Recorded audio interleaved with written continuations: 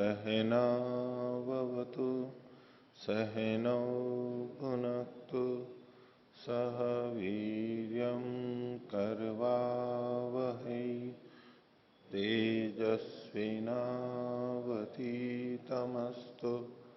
मा विद्विषावहै। ओम शांति शांति।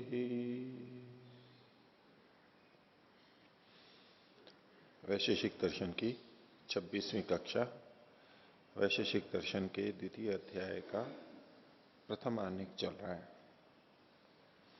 पिछली कक्षा में हमने प्रथम आनिक के प्रारंभिक 7 सूत्रों को देखा था, जिसमें पृथ्वी आदि महाभूतों के गुणों का अलग से वर्णन किया गया था। उसको एक दृष्टि से कहें तो उनके लक्षण भी बताए गए उन गुणों के आधार पर कि जिनमें ये गुण रहते हैं उसको पृथ्वी कहते इत्यादि, अथवा उसके गुणों का वर्णन यहां किया गया। आगे 8वें सूत्र से प्रारंभ करेंगे। पिछले पाठ में से किन्हीं को कुछ पूछना है तो पूछ सकते, पूछिए। ओम आचार्य विंशतितमे पृष्ठे भाष्यन्ते प्रथम सूत्रस्य न अन्ये गुणाः संख्यादयो लक्षणे भिद्यन्ते अस्य क अभिप्राय इति अस्पष्टं जातम्। हाँ, फिर से बोलिए, कहां पर पूछा आपने? प्रथम सूत्रस्य भाष्यान्ते हाँ, न अन्ये गुणाः संख्यादयो लक्षणे भिद्यन्ते। हाँ, ये जो इन्होंने रूप रस गंध स्पर्शवती पृथ्वी ये सूत्र कहा, तो क्या पृथ्वी में यही गुण होते हैं? नहीं, पृथ्वी में और गुण भी होते हैं। पृथ्वी में संख्या भी होती है, परिमाण भी है, पृथकत्व भी है, संयोग भी है, विभाग भी है। ये गुण भी तो होते हैं पृथ्वी में। जब पृथ्वी का लक्षण बता रहे थे तो इन्हीं गुणों को क्यों कहा? संख्या आदि गुणों को क्यों नहीं कहा? संख्या आदि का मतलब है संख्या, परिमाण, पृथकत्व, संयोग और विभाग। ठीक है, इन गुणों को क्यों नहीं कहा? तो इसके उत्तर में ये वचन था, नान्य गुण संख्या है। अन्य गुण, कौन से अन्य गुण? संख्या आदि लक्षणे भिद्यन्ते, लक्षण में कहे जाते हैं, अलग से कहे जाते हैं। लक्षण जो होता है वो भेदक होता है। भेदक का मतलब है अन्यों से अलग करने वाला, पृथक करने वाला। तो उन गुणों को जो कि सब में विद्यमान है उनको लक्षणों में नहीं कहा जाता। जो गुण सब में मिलते हैं उनको वहां कहने की आवश्यकता नहीं होती। इस दृष्टि से यहां पर इन्होंने कहा है कि केवल विशेष गुणों को ही यहां पर कहा गया। विशेष गुण ही भेदक होते हैं।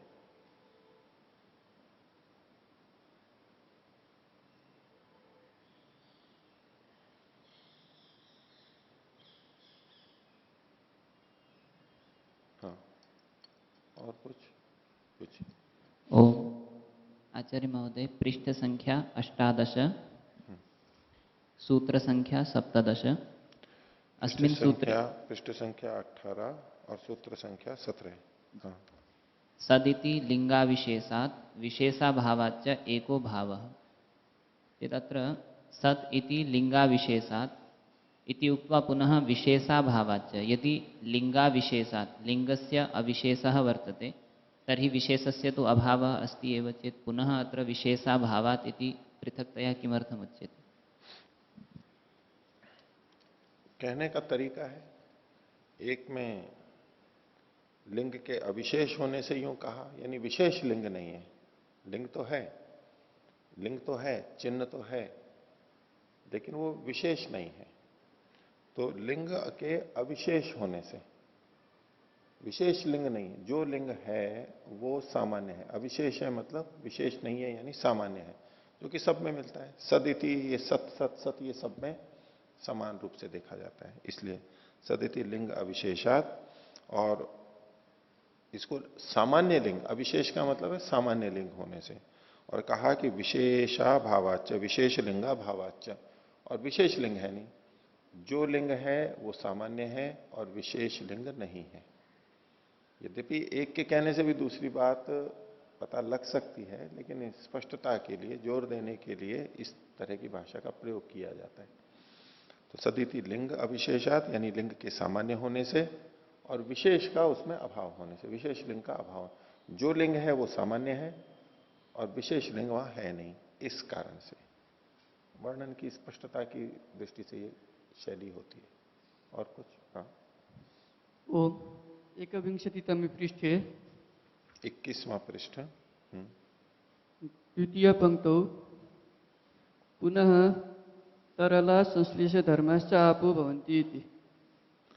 तर्हि अत्र संश्लेष धर्मश्च आपः, परं कदाचित् आपः संश्लेष धर्मस्य व्यभिचारो अपि दृश्यते, यथा तैलेषु धातुचूर्णेषु, यथा तैलेषु तैलद्रव्येषु धातुचूर्णेषु। हाँ तर्हि अत्र कथम उच्यते? हाँ, तो देखिए इसमें इनका पूछना यह है कि पृष्ठ 21 पर ऊपर से दूसरी पंक्ति में पुनस्तरला संश्लेष धर्माणश्च आपो भवंती, जल जो है वो संश्लेष धर्म वाले होते हैं। संश्लेष का मतलब है स्निग्ध धर्म वाले, जोड़ने वाले, जोड़ने वाले धर्म वाले होते हैं। जल से वहां पर जुड़ाव आता है। तो इनका ये कहना है कि कहीं तो जल जोड़ता है, कहीं नहीं भी जोड़ता है। अब सीमेंट आदि में मिलता है तो जोड़ता है, आटे में होता है तो जोड़ता है, मिट्टी में डलता है पानी तो जोड़ता है, कहीं जगह तो जोड़ता है, लेकिन कहीं जगह नहीं जोड़ता है। जैसे कि लोहे आदि धातुओं को जल का प्रयोग करके हम नहीं जोड़ सकते, उससे वो जुड़ते नहीं है। तो इसलिए इनका कहना है कि फिर इसमें ये धर्म कैसे हुआ। तो इसका ये तात्पर्य नहीं है कि सब जगह वो जोड़ने वाला ही हो, लेकिन जोड़ने वाला है इसका तो निषेध नहीं कर सकते। कहां जुड़ता है वो अब उसकी अपनी सामर्थ्य है। तो उस समय मैंने शायद बात भी रखी थी पाठ के समय कि कुछ जगह पे पानी लगा दो तो फिर जुड़ता नहीं है। जैसे रबड़ आदि को जोड़ना होता है, बीच में कुछ चिकना कुछ ऐसा लेप लगाते हैं जिससे जुड़े, अगर उस बीच में गीलापन हो, पानी हो तो जुड़ता नहीं है, बल्कि उल्टा जोड़ने में बाधा पैदा करता है। तो जहां पर ये जुड़ता है, जहां जुड़ने में सहायक है, वहां काम में लेंगे, वहां उपयोगी होता ही है वो जुड़ने के लिए। इसलिए जोड़ने वाला गुण उसका स्वीकार किया जा सकता है। तो सब जगह जोड़ता है ये इसका तात्पर्य नहीं है। और कोई? ओम जी, 20वें पृष्ठ पर जी भाष्य की जो भूमिका बना रहे हैं वहां पे ऊपर से दूसरी पंक्ति में अत्रेदाने विभक्तानां बाह्य द्रव्याणाम क्रमशो विशिष्ट लक्षण परीक्षे क्रियेते। यहाँ पर बाह्य द्रव्य से क्या अभिप्राय है? आंतरिक द्रव्य से भिन्न बाह्य द्रव्य। तो आंतरिक द्रव्य जैसे कि आत्मा, मन इत्यादि, ये आंतरिक द्रव्य हम कहेंगे। उस दृष्टि से इन्होंने कह दिया बाह्य द्रव्य जो कि हमारे को बाहर उपलब्ध होते हैं, बाह्य जो प्रतीत होते हैं। यद्यपि हमारे शरीर में भी है ये महाभूत आदि, लेकिन बाहर हमें प्रतीत होते हैं, इनकी उपस्थिति हम बाहर देखते हैं। तो इनको एक सामान्य रूप से कथन कर दिया इन्होंने बाह्य द्रव्य। इसको कोई बहुत महत्व देने की बात नहीं है, लेकिन बाह्य का मतलब इनका बाहर का है, और अंदर के द्रव्य इसके विपरीत होंगे तो आत्मा मन आदि होंगे। जिनको हम नेत्र आदि से देख सकते हैं वो? ठीक है, ज्ञानेंद्रियों से हम जिनको जान सकते हैं, ठीक है। तो आगे का पाठ देखते हैं। पृष्ठ संख्या 21, सूत्र संख्या 8।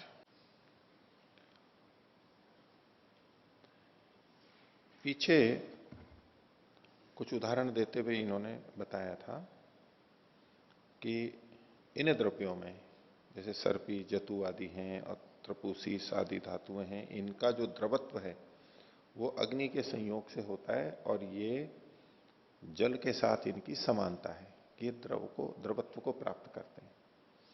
आधुनिक दृष्टि से ये चीजें एक निश्चित तापमान पर पिघलती हैं और निश्चित तापमान पर फिर वो उबलने लगती हैं, यानी वाष्पित होने लगती हैं, उड़ने लगती हैं, गैस की अवस्था में, वायु की अवस्था में आ जाती हैं। उनके परमाणु और बिखर जाते हैं, अग्नि के कारण उनके परमाणुओं का परस्पर संयोग, निकटता, बंधन वो शिथिल हो जाता है, वो दूर दूर हो जाती हैं, जुड़ी हुई नहीं रह पाती हैं। तो सबका अलग अलग होता है। हिमांक यानी जमने का बिंदु भी सबका अलग अलग होता है, और पिघलने का और उड़ने का, ये अलग अलग प्रयोगों से वो स्थापित करते हैं।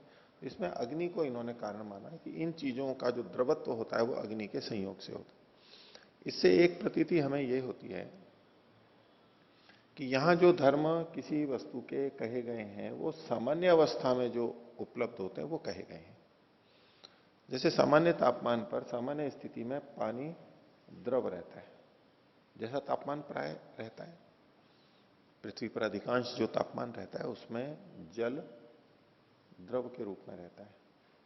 हम भी उसी तरह प्रयोग करते हैं उसका। और सोना चांदी आदि ठोस के रूप में रहते हैं। अब विशेष परिस्थितियों में जब ये पिघलते हैं या जमते हैं वो एक अलग बात है। इनकी दृष्टि क्या है, सामान्यतया जो चीजें हमारे सामने उपलब्ध हैं उसके आधार पर ये वर्णन कर रहे हैं। अब आगे 8वें सूत्र में इन्होंने लक्षण को बताने के लिए कि लक्षण कैसे होते हैं, विशिष्ट गुणों वाले ही लक्षण होते हैं, उसको समझाने के लिए एक उदाहरण दिया है। तो 8वां सूत्र देखिए, विषाणी ककुतमान प्रांते वालधि सासनावान इति गोत्वे दृष्टम लिंगम। लिंग का मतलब है लक्षण।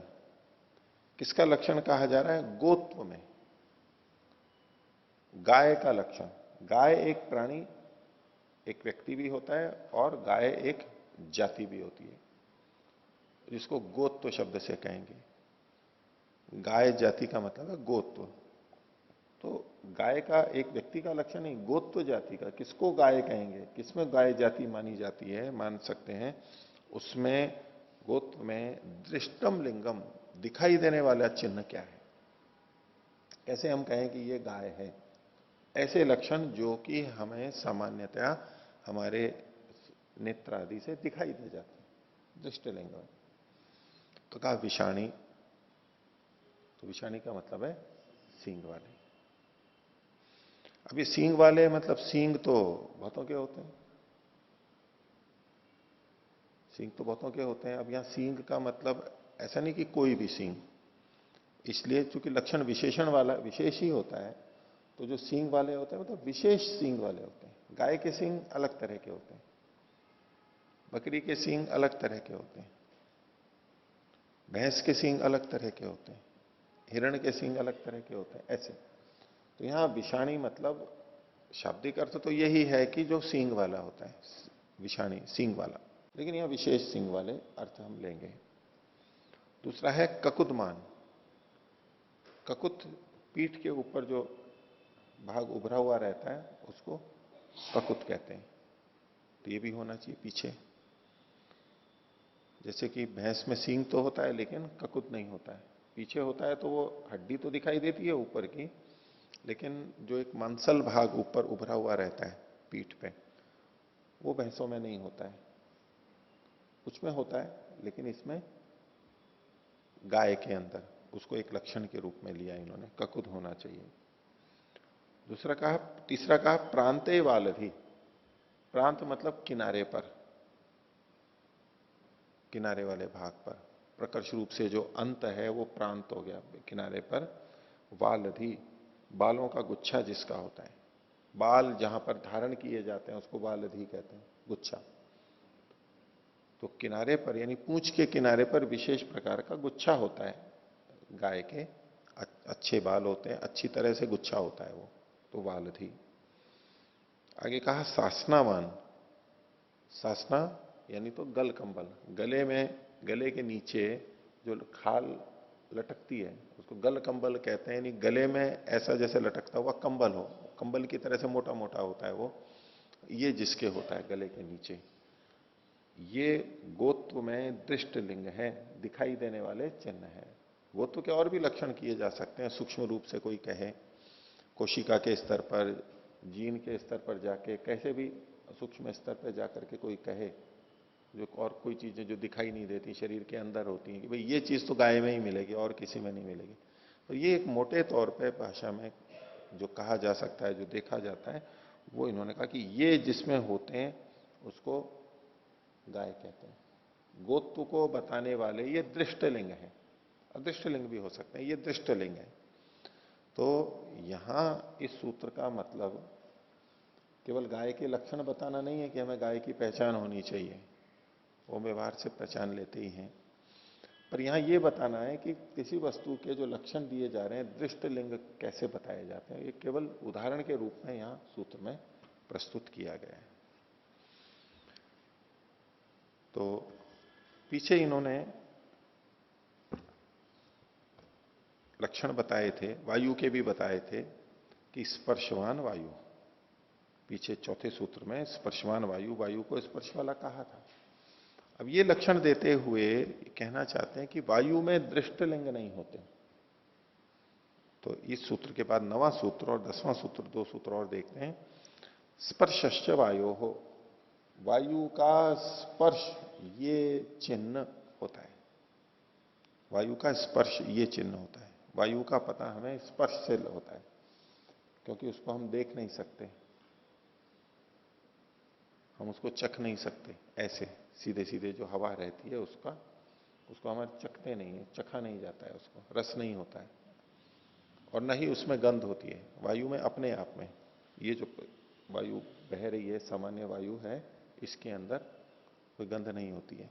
इसमें कुछ चीजें मिल जाती हैं तो फिर गंध, वहां ऐसी वायु जो कुछ गंध वाली भी होती है तो गंध आती है, नहीं तो सामान्य वायु में हमें गंध प्रतीति नहीं होती है। तो स्पर्शश्च वायु, वायु का स्पर्श गुण है। और ये जो स्पर्श गुण है ये किस तरह से, 10वें सूत्र में कहा, न च दृष्टानाम स्पर्श इति अदृष्टलिंगो वायु। ये जो स्पर्श गुण है ये दृष्टानाम, न दृष्ट वस्तुओं का गुण नहीं है। न च दृष्टानाम स्पर्श, ये जो स्पर्श गुण है ये दृष्ट वस्तुओं का नहीं है। दृष्ट वस्तुओं से यहां तात्पर्य क्या है, पृथ्वी, जल और अग्नि। अग्नि में रूप गुण है और वो गुण फिर जल में भी गया और वो गुण फिर पृथ्वी में भी गया, तो ये सब दृष्ट कहलाते हैं।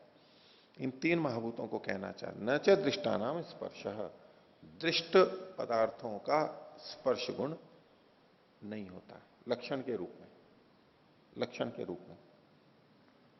यद्यपि इन तीनों का स्पर्श होता है, पृथ्वी में भी स्पर्श गुण है, जल में भी स्पर्श गुण है, अग्नि में भी स्पर्श गुण है, अलग अलग स्पर्श है इनके। जल का शीतल स्पर्श है सामान्य अवस्था में, अग्नि का उष्ण स्पर्श है, पृथ्वी का अनुष्ण शीत या तो खर या पृथु स्पर्श है, खर खुरदरा फैला हुआ स्पर्श है। तो यद्यपि इनमें स्पर्श गुण है लेकिन न च दृष्टानाम स्पर्श, ये जो स्पर्श गुण है ये दृष्ट वस्तुओं का निर्धारक तत्व नहीं है। न च दृष्टानाम स्पर्श इति अदृष्ट लिंगो वायु। तो ये जो स्पर्श गुण है किसका है, वायु का मुख्य रूप से है। जैसे कि स्पर्शश्च वायु कहा, तो वायु किस लिंग वाला होता है, अदृष्ट लिंग वाला होता है। वायु में ऐसे लिंग या लक्षण नहीं होते जो कि दृष्ट होते हैं। पिछले 3 पृथ्वी, जल, अग्नि, ये 3 महाभूत ऐसे हैं जिसमें दृष्ट लिंग होते हैं। दृष्ट लिंग के लिए समझाने के लिए इन्होंने गोत्व का उदाहरण दिया। गाय में ये दृष्टलिंग है, सासना, ककुतमान आदि जो कहे गए हैं ये दृष्टलिंग जैसे गाय में होते हैं, ऐसे ही पृथ्वी, जल, अग्नि में भी कुछ दृष्टलिंग होते हैं। पर वायु में ये दृष्टलिंग नहीं होते, उसमें अदृष्टलिंग होता है। तो स्पर्श गुण वहां पर माना गया और स्पर्श गुण को दृष्ट नहीं माना है, अदृष्ट माना है। इसलिए न च दृष्टानाम स्पर्श, जो दिखने वाले हैं उनका स्पर्श गुण केवल स्पर्श गुण नहीं होता है, अन्य गुण भी वहां पर विद्यमान रहते हैं। वहां पर वो दृष्ट लिंग के साथ में स्पर्श गुण वाले होते हैं। पृथ्वी, जल, अग्नि महाभूत कैसे होंगे, स्पर्श गुण वाले तो हैं लेकिन दृष्ट लिंग होते हुए स्पर्श वाले हैं, दिखते हुए वो स्पर्श वाले हैं। तो वायु के लिए विशेष लक्षण किया गया कि वो अदृष्ट लिंग है, जिसमें दृष्ट लिंग नहीं होते हुए भी जो स्पर्श वाला है, ऐसा जो है उसको वायु कहते हैं। दृष्टलिंग और अदृष्टलिंग, स्पर्श गुण मैं उसी बात को दोहरा रहा हूं स्पष्टता के लिए। दृष्टलिंग गोत्व से समझाया, जो कि नेत्र से हमारे को दिखाई दे जाते हैं। स्पर्श गुण ऐसा है जो पृथ्वी जल अग्नि में भी विद्यमान है, पर वो स्पर्श गुण कैसा है? दृष्ट गुण होने के साथ साथ स्पर्श वाला है। दृष्ट गुण भी है और स्पर्श गुण भी है वहां पर। तो वायु की विशेषता बताई जा रही है कि स्पर्शश्च वायु हो, स्पर्शवान वायु, ये सूत्र कहे गए। वायु स्पर्श वाला है। तो केवल इतना यदि कहें हम, तो कहें कि स्पर्श वाले तो पृथ्वी जल अग्नि भी है, तो ये कौन सा लक्षण हुआ वायु का कि वो स्पर्श वाला है? ये लक्षण तो औरों में भी घट रहा है।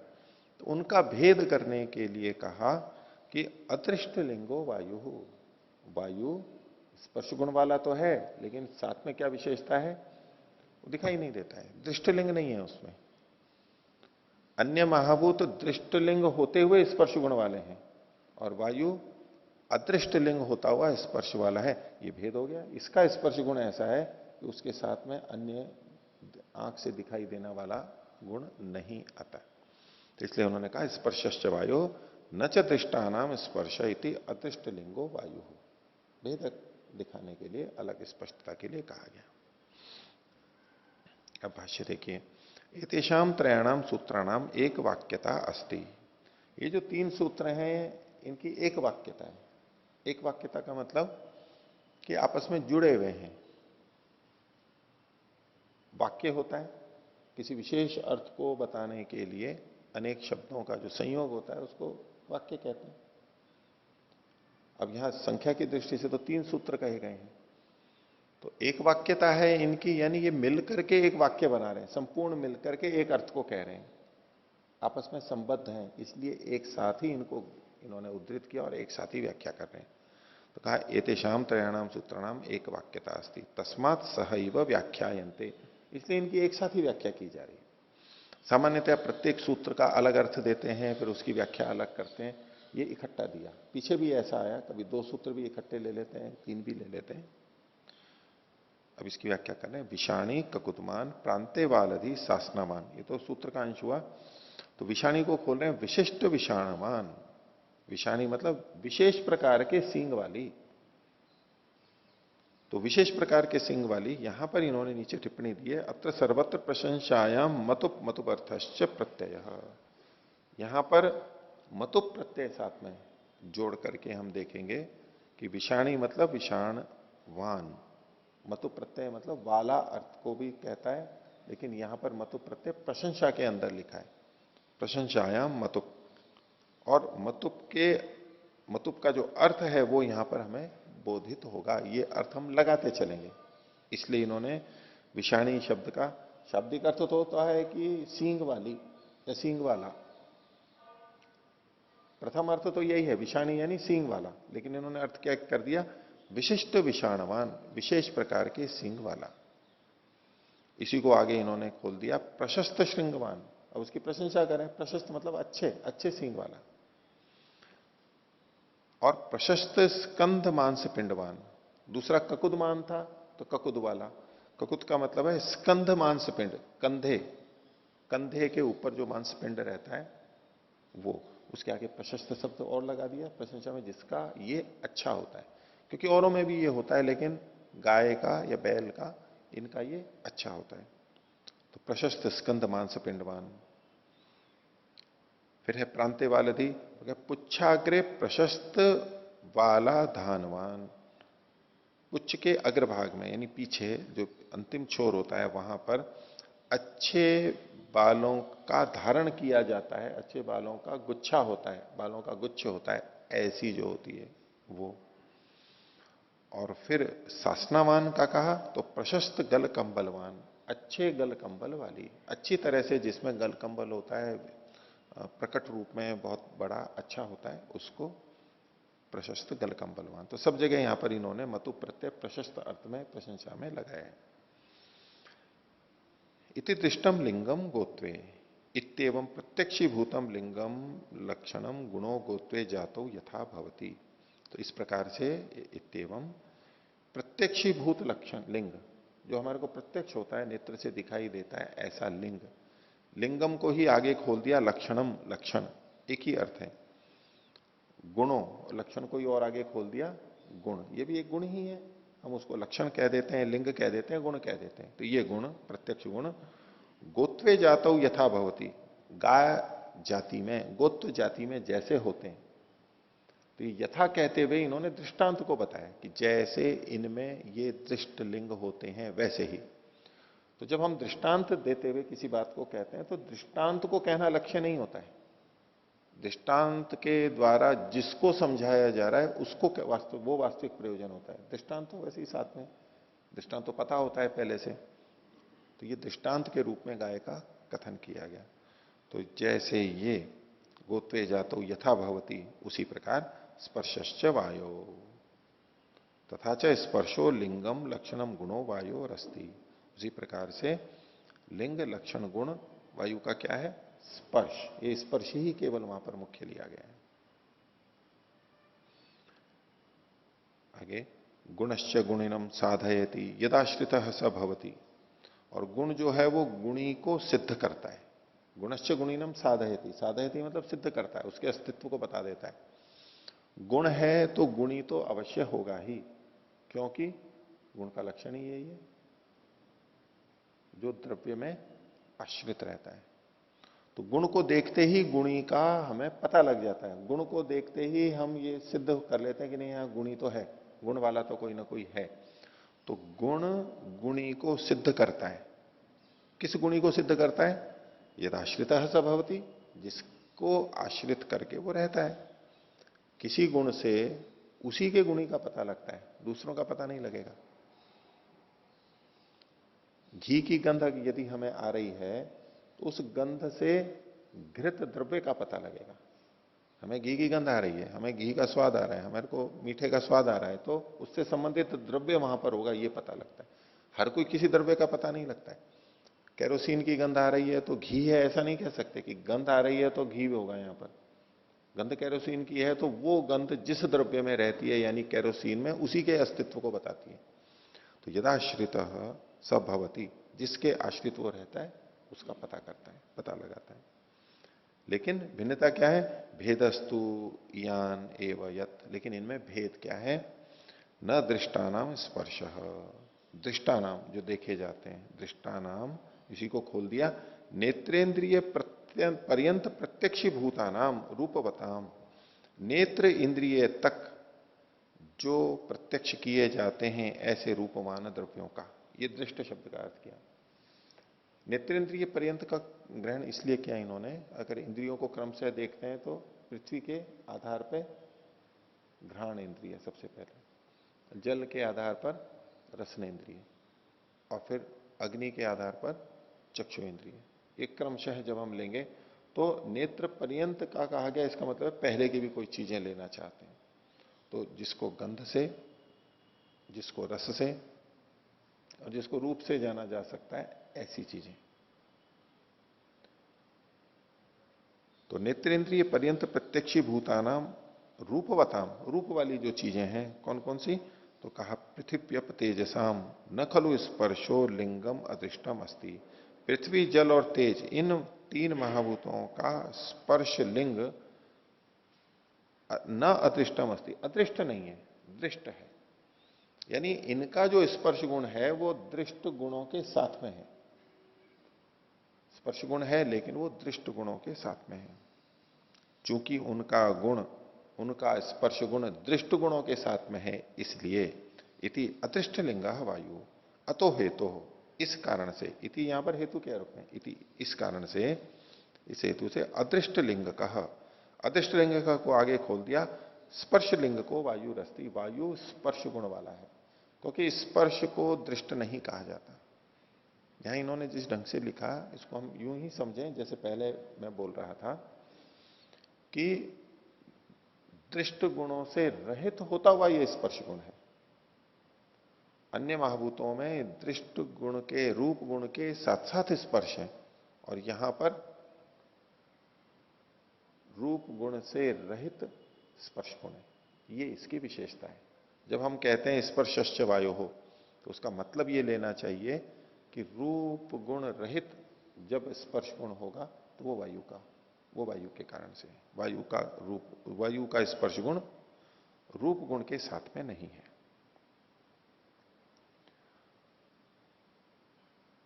तो अतो है तो अदृष्ट लिंग का स्पर्श लिंग को वायु रस्ती।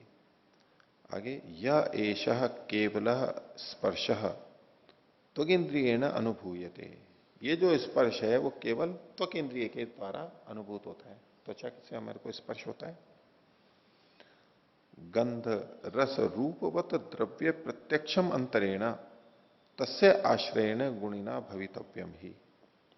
और ये गंध रस और रूप वाले द्रव्यों के प्रत्यक्ष के बिना ही होता है। जैसे अन्य द्रव्यों का गंध रस रूप वाले द्रव्य यानी पृथ्वी जल अग्नि जो ये द्रव्य हैं, इनके प्रत्यक्ष के बिना ही, इनका ज्ञान जिन इंद्रियों से होता है उन इंद्रियों के बिना ही, उनके प्रत्यक्ष के बिना ही तस्य आश्रयेण गुणिना भवितव्यम, उसके आश्रय किसी गुणी के द्वारा हुआ ही जाना चाहिए। किसके आश्रय? स्पर्श गुण का आश्रय जो है वो कोई ना कोई गुणी तो होना ही चाहिए। न खलु गुणो गुणिनम अंतरेण भवति। क्यों होना चाहिए ऐसा? क्योंकि गुण गुणी के बिना नहीं होता है। न च दृष्टानाम गंधरस रूपवताम पृथिव्या तेजसाम लिंगम इति। और ये जो केवल स्पर्श गुण है ये दृष्टों का यानी गंध रस और रूप वाले पृथ्वी जल तेज का लिंग नहीं है। यद्यपि उसमें रूप गुण यद्यपि इसमें स्पर्श गुण होता है। जो हमने लक्षण देखा था पृथ्वी का भी पहले सूत्र में, रूप रस गंध स्पर्शवती पृथ्वी। जल के लिए कहा था रूप रस स्पर्शवत्य है आपो द्रवा स्निग्धा। अग्नि के लिए तेज के लिए कहा था रूप स्पर्शवत तेज और स्पर्शवान वायु। तो स्पर्श गुण तो सबके अंदर आ रहा है, लेकिन भेद यही है कि वो रूप आदि गुणों से प्रत्यक्ष गुणों से युक्त है और ये रूप आदि गुणों से रहित है, अदृष्ट है। अब देखिए यहां पर जो शब्द है दृष्ट और अदृष्ट, यदि हम इसको व्यापक रूप से देखें तो दृष्ट का मतलब देखा गया, और देखना हम नेत्र से लेते हैं। वैसे तो मुख्य रूप से नेत्र से ही देखने की बात होती है और ये उसी दृष्टि से यहां पर कथन किया गया।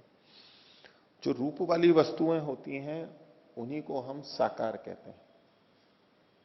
वैसे परिमाण अर्थ अलग होता है, परिमाण तो सबका होता है।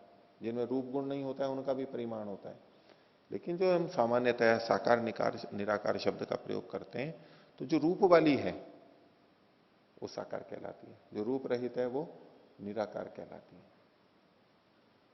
तो पृथ्वी जल अग्नि चूंकि रूप वाले हैं इसलिए साकार कहलाते हैं, और वायु रूप रहित है इसलिए वो निराकार कहलाएगी। आकाश भी निराकार कहलाएगा। सूक्ष्म इंद्रियां हैं, गोलक नहीं। गोलक तो पृथ्वी आदि महाभूतों से युक्त हैं इसलिए हमारे को दिखाई देते हैं ये गोलक। सूक्ष्म इंद्रियां जो हैं वो भी इसीलिए निराकार है।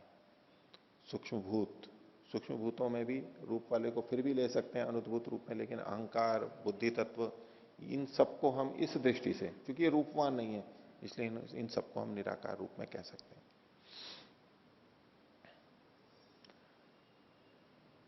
तो इन्होंने कहा कि चूंकि गुण है तो गुणी तो होना ही चाहिए। इसलिए स्पर्श गुण केवल जो अदृष्टम इति अदृष्ट लिंगो वायु, ये जो अलग से विशेषण कहा गया ये अन्यों में नहीं करता है। आगे देखिए, अथ च पृथ्वी जल अग्निषु पृथु शीतोष्ण स्पर्शा उपलभ्यन्ते। पृथ्वी जल और अग्नि में भी स्पर्श तो मिलता है। कौन से स्पर्श है उसको इन्होंने शब्द दिए पृथु शीत और उष्ण। पृथु का मतलब फैला हुआ। तो पृथ्वी के लिए, पृथ्वी को कहते ही पृथ्वी इसलिए क्योंकि वो बहुत फैली हुई है, विस्तृत है। उसका एक अलग स्पर्श होता है कि भाई ये फैला हुआ है, ये फैले हुए का अनुभव होता है हमारे को, ये बहुत फैला हुआ है। इसको भी एक विशेष प्रकार का स्पर्श इन्होंने यहां पर कथन किया है। और फिर है शीत, ये लगेगा जल के साथ में, और फिर है उष्ण, ये लगेगा अग्नि के साथ में, यथाक्रम ये स्पर्श उपलब्ध होते हैं। ते वायु संयोगे नैव, ये जो स्पर्श गुण इन तीनों में मिल रहे हैं ये वायु के संयोग से ही होते हैं।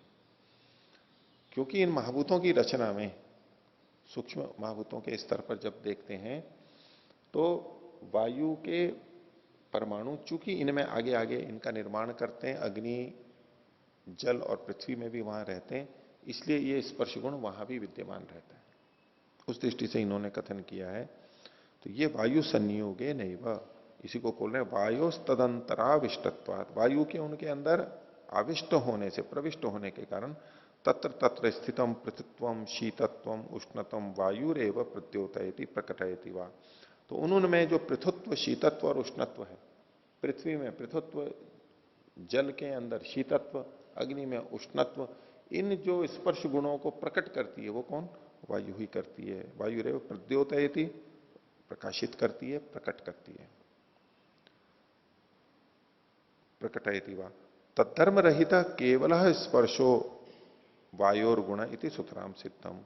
इसलिए तद्धर्म रहित है, उनके धर्मों से रहित। किनके धर्मों से रहित?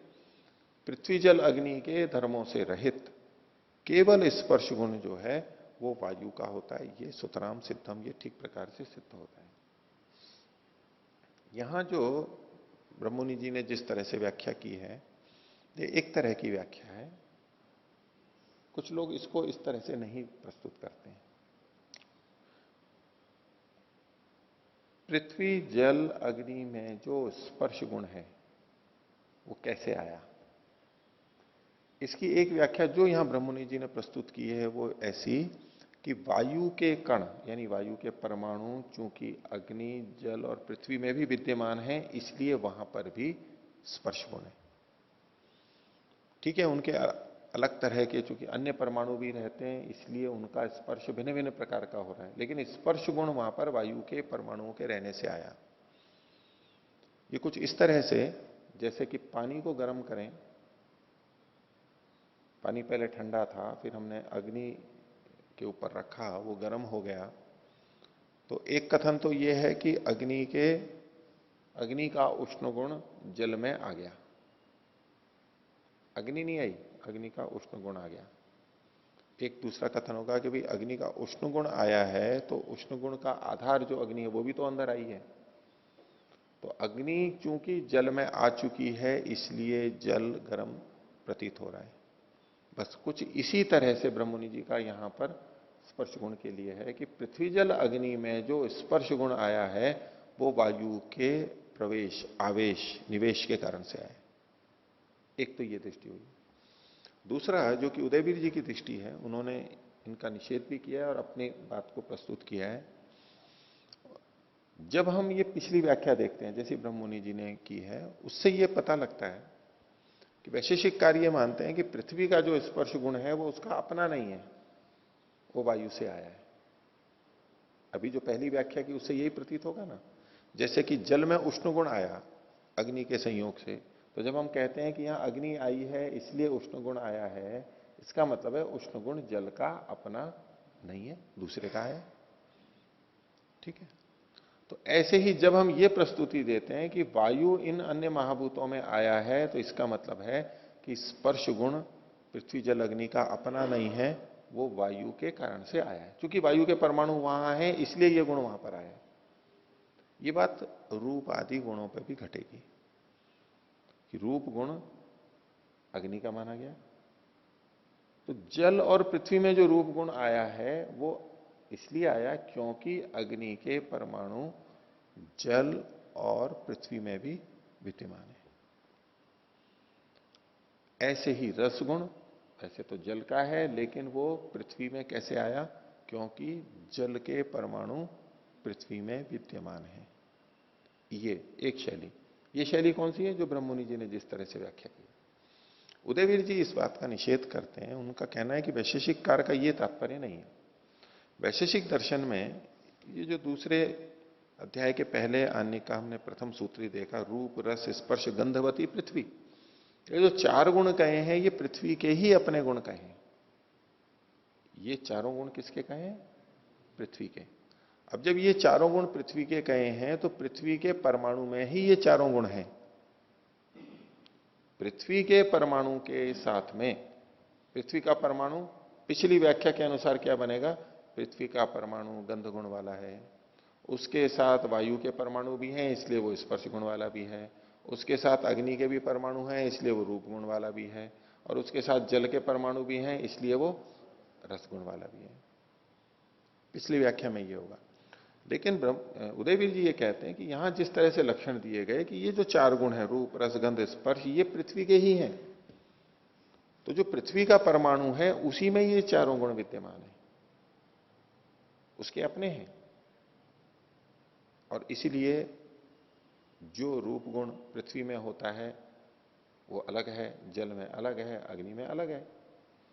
तो ये चारों गुण पृथ्वी में अपने हैं। जल के जो 3 गुण हैं, गंध को छोड़ दीजिए, रस, रूप और स्पर्श, ये जल के परमाणु के अपने हैं। और अग्नि में जो रूप और स्पर्श गुण है वो अग्नि के परमाणु का अपना है। वायु के परमाणु वहां पर आ गए इसलिए इनमें स्पर्श आ गया, या पिछले पिछले महाभूत के परमाणु वहां आ गए इसलिए गुण आए, ऐसा नहीं है। ये इनके अपने अपने स्वयं के गुण हैं। तो ये गुण एक दूसरे से आए, क्रमशः एक एक गुण हमें दिखाई देते हैं बढ़ते हुए, इससे पता लगता है कि शायद पीछे से ही आ रहे हों। तो उदयवीर जी आदि जब ये कहते हैं कि पृथ्वी का परमाणु तो चारों गुणों से युक्त है, तो फिर ये गुण कैसे आए, तो ये इस प्रक्रिया को तन्मात्रा के स्तर पर ले जाते हैं। महाभूतों से पीछे जो 5 तन्मात्राएं हैं या 5 सूक्ष्म भूत हैं, जिनके नाम ही इन गुणों के आधार पर किए हैं तन्मात्रा के रूप में, शब्द तन्मात्रा, स्पर्श तन्मात्रा, रूप तन्मात्रा, रस तन्मात्रा और गंध तन्मात्रा। तो उदयवीर जी यहां पर यह भेद करते हैं कि परमाणु के स्तर पर तो पृथ्वी का परमाणु चारों गुणों से युक्त है, लेकिन वो जो बना वो कैसे बना कि उसमें स्पर्श तन्मात्रा भी थी, रूप तन्मात्रा भी थी, रस तन्मात्रा भी थी और गंध तन्मात्रा भी थी। वो सब मिलकर के एक परमाणु बना जो कि पृथ्वी का परमाणु कहलाया जाएगा। उसके ये अपने चारों गुण उसके अपने कहलाएंगे। ये कथन ठीक नहीं है कि वायु के परमाणु साथ में है इसलिए। तन्मात्रा के स्तर पर उनको आना स्वीकार करते हैं, तो अन्यों का संयोग तो स्वीकार किया जाता है, लेकिन अलग अलग स्तर पर। अब इसके अंदर एक समस्या अपने को आती है कि यदि हम ये दूसरी व्याख्या माने तो क्या वैशेषिक दर्शनकार ऐसा ही मानते हुए कह रहे हैं, या तो वो अंदर मानते होंगे लेकिन प्रकट रूप में। तो जब ये परमाणुओं की चर्चा करते हैं तो इन परमाणुओं को ये नित्य मानते हुए चलते हैं। जल के, अग्नि के, इन परमाणुओं को नित्य मानते हुए चलते हैं।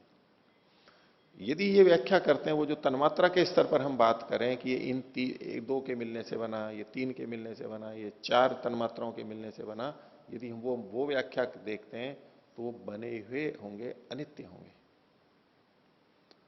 तो सांख्य और योग की दृष्टि से हम व्याख्या कर रहे हो तो ये बना हुआ हम कथन कर सकते हैं कि इनके मिलने से बने हैं, लेकिन जब वैशेषिक के स्तर पर बात करेंगे तो इनको परमाणुओं को हम नित्य मानते हुए चलेंगे। जिनको इन्होंने नित्य कहा है इसका मतलब वो अन्यों से मिलकर नहीं बने हैं, और अगर मिलकर के बने भी हैं तो ये वहां पर मिलकर बना हुआ देख नहीं रहे हैं, उस तरह से व्याख्या नहीं कर रहे हैं, वो बस बने हुए हैं, इतना ही मान करके चल रहे हैं। इसमें ये गुण होते हैं। तो इन दोनों दृष्टियों से देखते हुए आगे चलिए।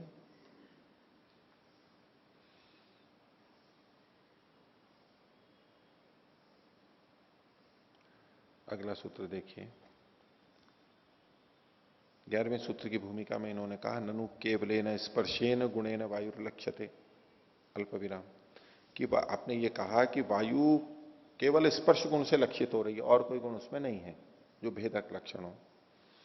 न च दृश्यते, लेकिन वायु दिखाई नहीं दे रही है। तदेवं दृष्टेभ्य पृथिव्यादिभ्यो भिन्नो अदृश्य है सन किम प्रकारकम द्रव्यम इत्युच्यते तदा। तो बोले इन्हें दृष्ट पृथ्वी आदि द्रव्यों से भिन्न कोई ये अदृश्य होता हुआ ये द्रव्य कैसा है? क्योंकि सामान्यतः हमारे को पृथ्वी जल अग्नि से युक्त यानी रूपवान चीजें ही दिखाई देती हैं और उसी के साथ हम मुख्य व्यवहार करते हैं। तो जो रूपवान नहीं है उससे भिन्न ये वायु द्रव्य आप कह रहे हो, ये कैसा है? स्पर्श जिसका गुण है, स्पर्श जिसका लिंग है, ऐसा ये वायु किस प्रकार का है? अन्यों की अपेक्षा इसमें क्या भिन्नता है? उसको देखते हुए इन्होंने 11वां सूत्र बनाया। सूत्र है अद्रव्यवत्वेन द्रव्यम। ये द्रव्यम, द्रव्य तो है, वायु एक द्रव्य है, और द्रव्य का जो पीछे लक्षण कहा गया वो इसमें घटता है। जो गुण वाला है, जो क्रिया वाला है, समवायी कारण है इत्यादि। तो वो गुण है, वो सारे लक्षण घटते हैं। लेकिन कैसा है ये द्रव्य? अद्रव्यत्वेन अद्रव्यवत्वेन द्रव्यम, अद्रव्य वाला होते हुए द्रव्य है, अद्रव्य वाला होते हुए ये द्रव्य है। तो द्रव्य है लेकिन कह रहे हैं कि अद्रव्य वाला है। तो अद्रव्यवत्वेन इस शब्द के ऊपर भिन्न भिन्न व्याख्याकार अलग अलग व्याख्या करते हैं।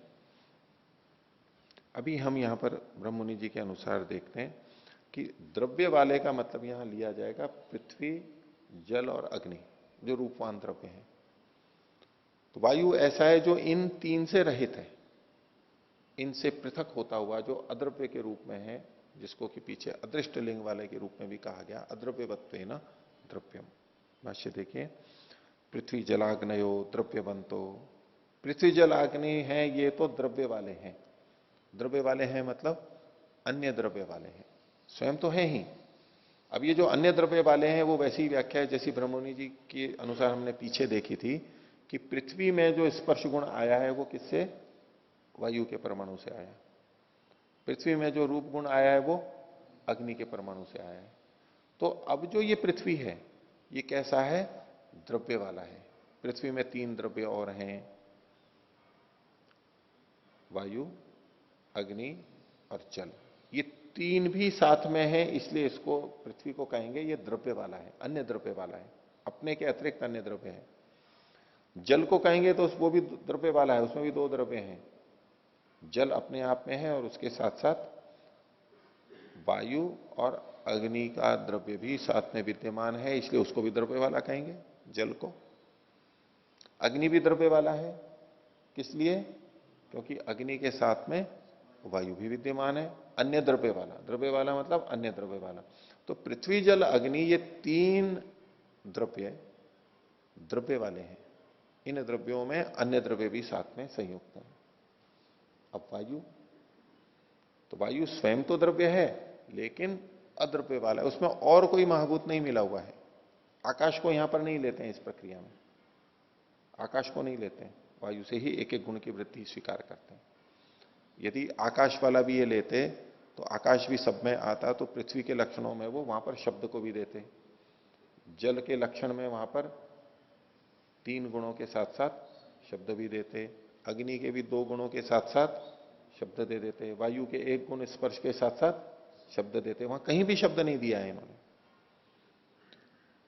दो तरह से प्रक्रिया चलती है। योग दर्शन व्यास भाष्य में जैसा है उसमें उन्होंने आकाश का एक गुण, वायु में फिर दो गुण, अग्नि में तीन गुण, जल में चार गुण और पृथ्वी में पांच गुण, क्रमशः एक एक गुण बढ़ता हुआ स्वीकार किया गया। और दूसरी प्रक्रिया यह है कि आकाश को एक गुण वाला छोड़ दिया और वायु को भी एक ही गुण वाला, अब अग्नि में दो, जल में तीन और पृथ्वी में चार, जैसा कि हम सूत्रों में साक्षात लिखा हुआ देख रहे हैं। तो इस दृष्टि से देखें कि वायु कैसा है? अद्रव्य वाला है, इसलिए सूत्र में कहा अद्रव्यवत्वेन द्रव्यम। ये द्रव्य तो है लेकिन अन्य द्रव्य वाला नहीं है। पृथ्वी जल अग्नि द्रव्य हैं लेकिन द्रव्यवान है, अन्य द्रव्य वाले हैं। इस दृष्टि से इसको सूत्र को देखेंगे। तो भाष्यकार ने कहा पृथ्वी जलाग्नयो हो द्रव्यवंतो, ये द्रव्य वाले हैं। द्रव्यवंत को ही आगे खोला जा रहा है, अन्य द्रव्य संसक्ता संत, अन्य द्रव्यों से जुड़े हुए हैं, संसक्त हैं, सम्मिलित है अन्य द्रव्य भी, और ऐसा होते हुए अनेक गुणवंत है, इसलिए वो अनेक गुण वाले हैं। वायु चूंकि अन्य द्रव्यों से युक्त नहीं है इसलिए वो केवल अपने एक ही गुण वाला है, स्पर्श गुण वाला है। आगे, तत्रापि खलु अन्य गुण संयुक्त स्पर्शो गुणों लभ्यते। वहां पर भी, वहां पर मतलब पृथ्वी आदि जो अन्य है उसमें भी अन्य गुणों, खलु अन्य गुण संयुक्त, अन्य गुणों से युक्त स्पर्श गुण मिलता है। पृथ्वी जल अग्नि में भी स्पर्श गुण मिलता है लेकिन वो अन्य गुणों से युक्त होकर के मिलता है।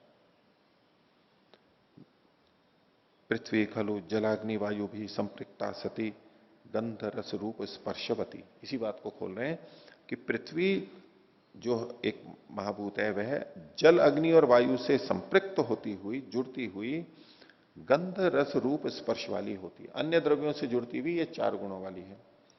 जल के लिए कहा जलम तु अग्निवायुभ्याम युक्तम सत भवती रस रूप स्पर्शवत। जल, अग्नि और वायु इन दो महाभूतों से युक्त होते हुए रूप रस स्पर्श इन 3 गुणों वाले होते हैं। वो उसी को इन्होंने खोला है इसी तरह से। इसी के अनुसार जो मैं पीछे बोल रहा था, अग्नि के लिए कहा अग्निश्च वायुना संयुक्त सन रूप स्पर्शवान। अग्नि वायु से युक्त होती हुई 2 गुणों वाली होती है, एक अपना गुण रूप और एक स्पर्श वायु का गुण। एते सर्वे स्पर्शवंतो द्रव्यवत्वेन, ये जितने हैं यानी पृथ्वी जल और अग्नि, ये जो 3 हैं ये स्पर्शवंत है, स्पर्श वाले हैं। लेकिन कैसे हैं? द्रव्यवत्वेन, दूसरे द्रव्यों का संयोग होने के कारण से ये स्पर्श वाले हैं।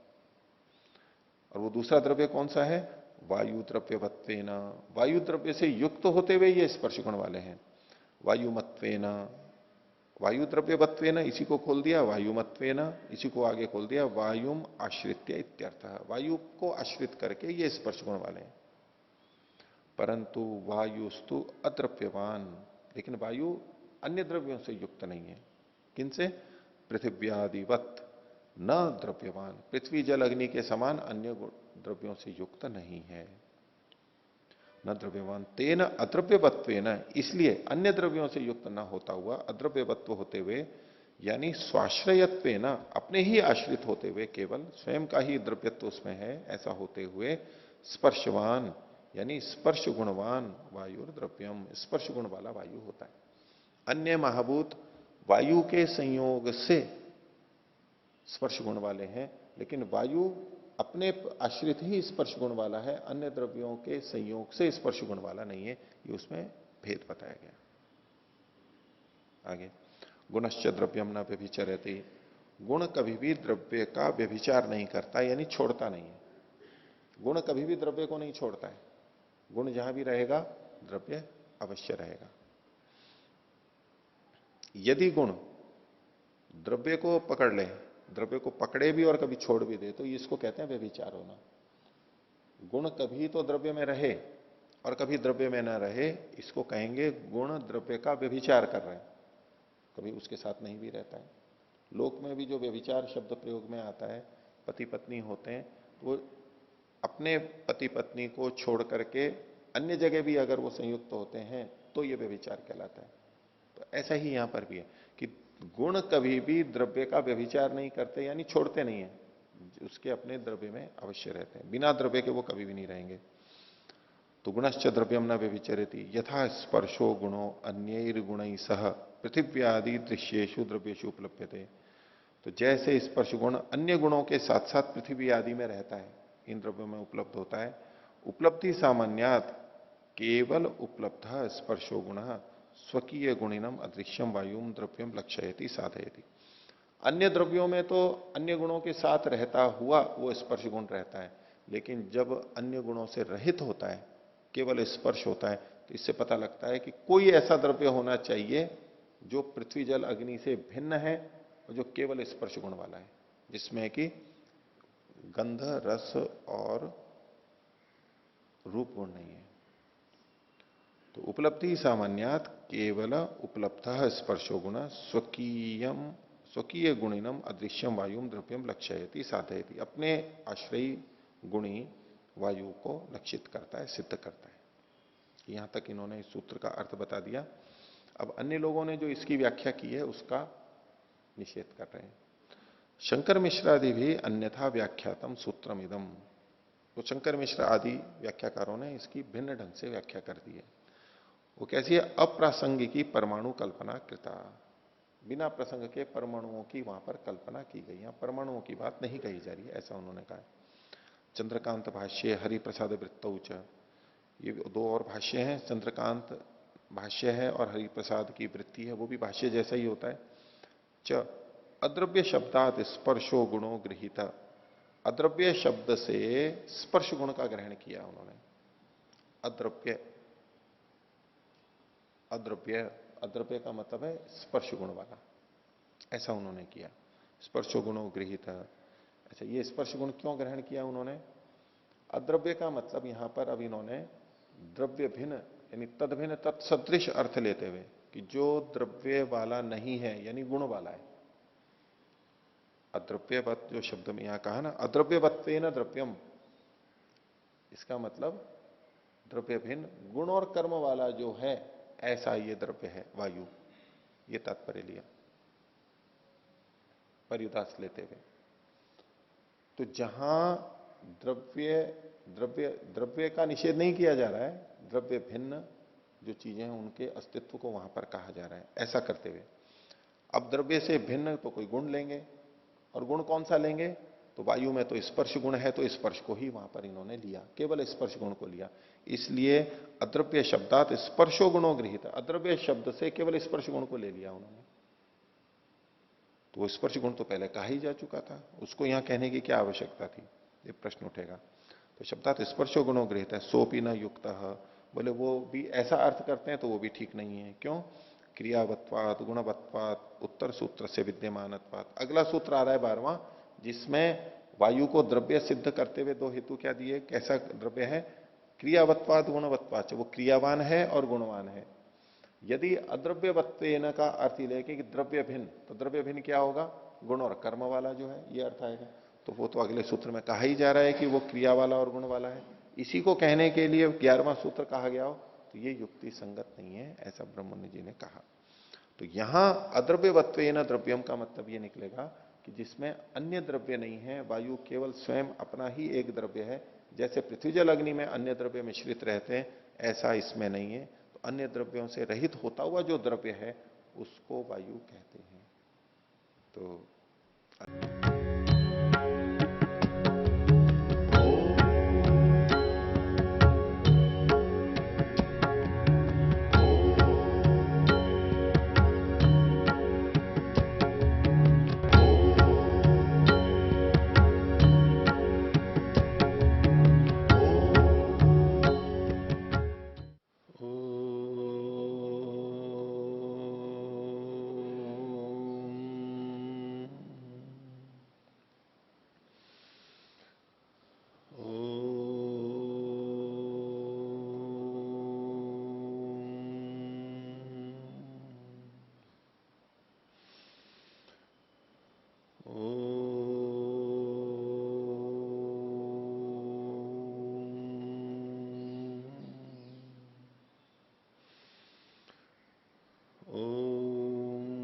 सहनावतु सहनौ भुनक्तु सह वीर्यं करवावहै तेजस्विनावतीतमस्तु मा विद्विषावहै।